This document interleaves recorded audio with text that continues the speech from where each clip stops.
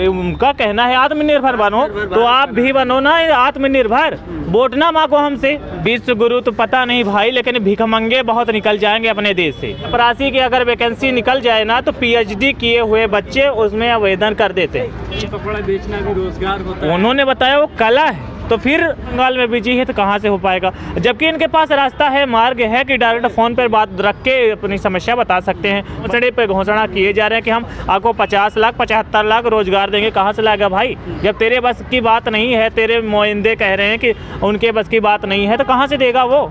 यहाँ डायरेक्ट तुझसे मांग रहे हैं तो तू तो सुन नहीं रहा, वहाँ उड़ाए पड़ा है, हवा में तीर चलाए पड़ा है। हमको ना केवल झाड़ू पोंछे की नौकरी मिलेगी, शायद वो भी ना मिले। अच्छी बातें बताई, startup India, make in India, फलाना ढिमका, जितने भी होते हैं उन्होंने सब गिना लिए। भैया कहे कि सब तो रोजगार मिल ही जाएगा। काम कम प्रलोभन ज़्यादा है, इसीलिए वो आज तक जीतती आई है। चाहे बिहार चुनाव राजेंद्र नगर थाने में हो आए भाई, उन्होंने बढ़िया व्यवस्था की है। किसी को 2-4, किसी को 4 लाठी, किसी को जितने हिसाब किताब लगा के मिल गए वो ले लिए और 8 बजे हिसाब किताब लगा के छोड़ दिए, क्योंकि ज़रूरी नहीं था कि लड़कियों को 6 बजे के अंदर किसी, अगर धारा नहीं लगाएंगे तो बिना धारा के वो लड़कियों को अंदर नहीं रख सकते थे। यहाँ एक बंदे के पीछे ना उसके पूरा परिवार जुड़ा है, आप समझ रहे हो। एक बंदे के पीछे उसका पूरा परिवार, पूरे उसके भावनाएं, उसके परिवार की पूरी भावनाएं जुड़ी हुई है। अगर एक बंदे को अगर नौकरी नहीं मिलेगी तो 10 वोट उसको खोना पड़ेगा। आप यहाँ देख रहे हो, जैसे ही यहाँ शाम बीतेगी आप देखना पुलिस के, पैरामिलिट्री फोर्स, पुलिस प्रशासन यहाँ आ जाएगा और लाठीचार्ज शुरू कर देगा। भाई हमारा फ्री का कहीं रैन बसेरा ही नहीं है ना। ये चारों तरफ से घिर रही सरकार, जो अंधे हैं उनको नहीं दिख रहा। सरकार हमारी है, मानता कौन? हम मानते हैं ना, सरकार तो नहीं मानती कि ये हमारे बच्चे हैं। तो फिर कहाँ जाओगे? जहाँ भटकाएगी तकदीर वहाँ जाएंगे। जहाँ आज 20 दिन से जहाँ भटक रहे हैं वहीं भटक लेंगे। अच्छा, क्या करेंगे? ये तो भटकने वाला जीवन जी रहे हो आप। वही तो है मेरे भाई, भटक रहे हैं, लेकिन किसी को समझ थोड़ी आ रहा। देश के युवाओं से यही कहना चाहूँगा दोस्त कि अगर इस बार कुछ नहीं कर पाए तो आगे तुम्हारे बच्चों का कुछ नहीं होगा। हमारा मुद्दा जैसे कि आप सभी जानते हैं कि SSC GD 2018 वाला है और हम कितने दिन से यहाँ दिल्ली में संघर्ष कर रहे हैं, ये भी आप अपने YouTube के माध्यम से बता चुके हैं लोगों को। हमारी हालत ये है कि हम ना घर के हैं ना घाट के, कहना चाहिए। यहाँ पे आके पता चला कि अंधेर नगरी चौपट राजा टके शेर खाजा, वही वाली कहानी है। ऐसी स्थिति है। जिसके पास जाते हैं वो कहता है कि भाई सरकार क्या करेगी, और जहाँ आंदोलन दे रहे हैं तो कहती है कि भाई इनसे तो कोई मतलब नहीं, ये तो भाई एक पद है, ये क्या कर सकते हैं। हम कहते हैं कि जाएं कहाँ? बोले अपना जो है कोर्ट केस करो, घर में रहो, आंदोलन से कुछ नहीं हुआ।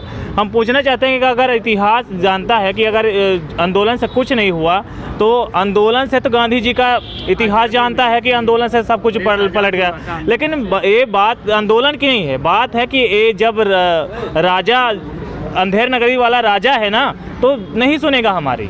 हम इतने दिन से भटक रहे हैं, कहीं गली गली भटक रहे हैं। आप कल की बातें आपको बताएं कि हम जब BJP हेडक्वार्टर गए, वहाँ हमने नवीन सर से, कोई थे, अब किस पद पे थे स्थित हैं वो मैं नहीं जानता, लेकिन उनसे मिला, उन्होंने भी एक पकड़ा दिया हमको। किसी पार्टी से थे? हाँ, पार्टी BJP के हैं, भाजपा के हैं, जो भी है, तो नवीन करके हैं। उनके पास हम गए और उनसे बातें रखी कि सर हमारी ऐसी ऐसी बातें हैं, हम 20-22 दिन से भटक रहे हैं, कोई सुनने वाला नहीं है हमारी।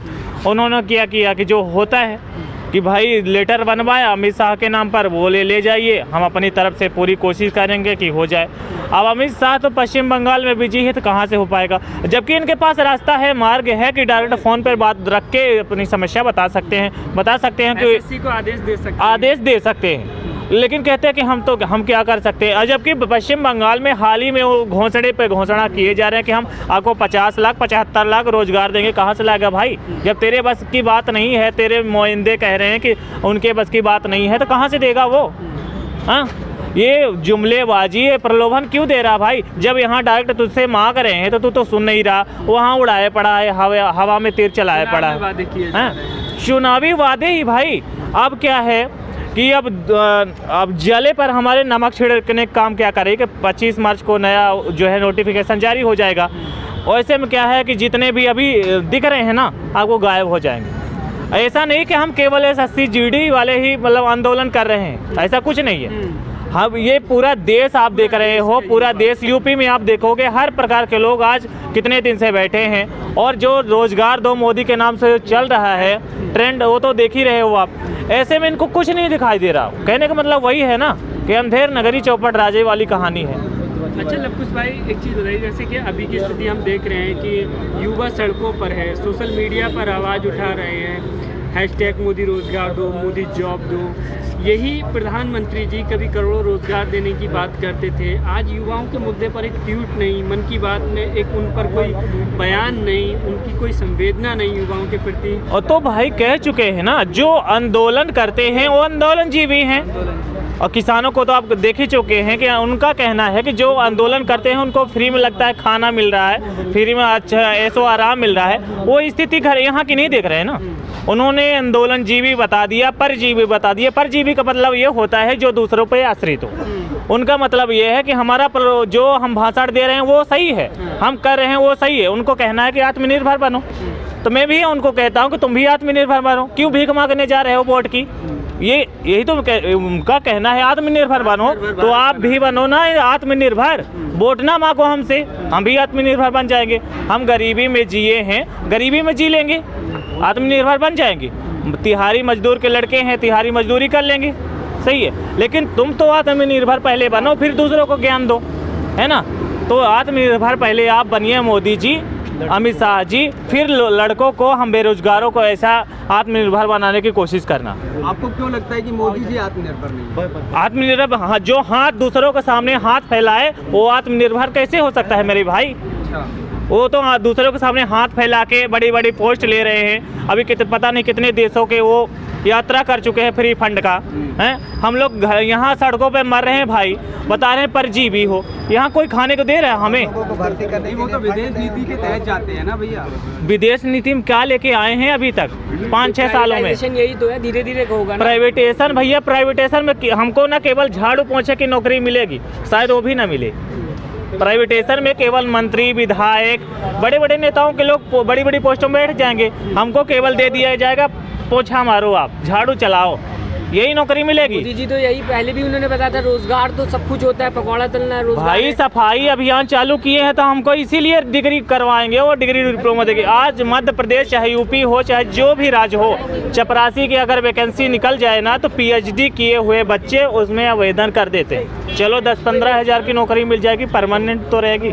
आज प्राइवेट सेक्टर में कहीं भी जाओ, आज प्राइवेट कंपनियों में जाओ तो भाई सब प्राइवेट अगर करेंगे तो नौकरी करने लगे, कितनों को प्राइवेट नौकरी मिलेगी भाई? ये भी तो सोचो आप। कितने कारखाने हैं महानगरों में ही हैं, ज़्यादा गांव में भाई कहाँ? कितनी गिनी चुनी फैक्ट्रियां हैं, गिने चुने उद्योग हैं, कितने प्राइवेट लोगों को दोगे भाई? कह रहे हैं कि देश हित में, राष्ट्र हित में सरकार हमारी बहुत काम कर रही है, बहुत जल्दी विश्व गुरु बन जाएगा भारत। विश्व गुरु तो पता नहीं भाई, लेकिन भिखमंगे बहुत निकल जाएंगे अपने देश से, हाथ में कटोरा लेके। जैसे आज देख रहे हो उत्तर प्रदेश में बच्चे ले लेके उनकी माएँ गोद पे बैठी हैं, 5-7 साल से उनका रिजल्ट का इंतजार करें। सब कुछ हो चुका है, वेरिफिकेशन वगैरह सब। जैसे हमारे आज सभी चरण पूरे होने के उपरांत हम नौकरी मांगने के लिए तरस रहे हैं, लेने के लिए तरस रहे हैं। आज ऐसी स्थिति है कि आगे चल के ऐसे ही होता रहेगा भाई। मोदी जी कहते हैं कि पकौड़ा तलना भी, पकौड़ा बेचना भी रोजगार होता है। उन्होंने बताया वो कला है, तो फिर लड़कियों को क्यों कह रहे हैं कि बेटी पढ़ाओ बेटी बचाओ? पढ़ाओ का मतलब का बिना पढ़े नहीं तला जा सकता भाई। कड़छुली डालो, निकालो पकौड़ा, इसमें बहुत आसानी है भैया। पकौड़ा तलना पढ़ने की जरूरत नहीं है। बेसन हिलाओ, उसमें पकौड़ा डालो, निकालो। इसमें ग्रेजुएट करके, पीएचडी करके, बीएड डीएड करके ये पकौड़ा तलने के लिए है।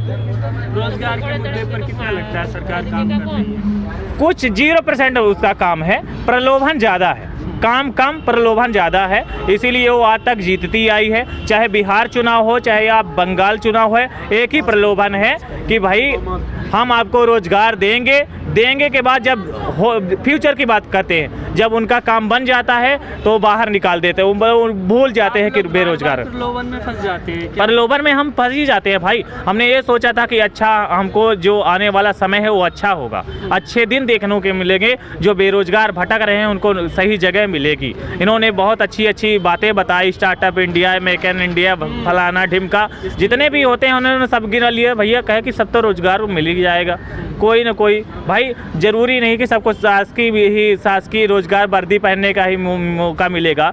सभी प्रकार के क्षेत्रों में हमें अवसर मिलेगा। अच्छा, लेकिन ऐसा नहीं हुआ। आप लोग काफ़ी दिन से यहाँ पे हैं, कुछ हुआ?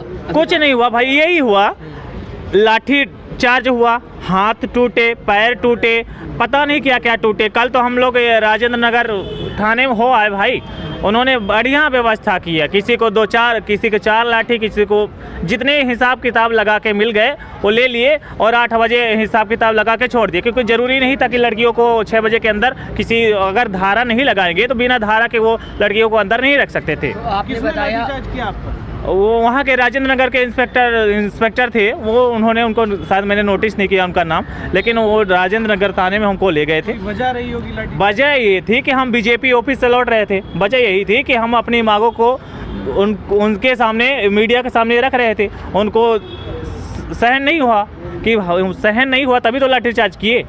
जबकि हम आम आदमी पार्टी के ऑफिस के पास पहुंच चुके थे, वहां मीडिया आई थी, तभी रास्ते में हमसे भेंट हो गई उससे और अपना दर्द हम बताने लगे। बस उनको सहन नहीं हुआ, बोले गैदरिंग आपकी नहीं हो सकती।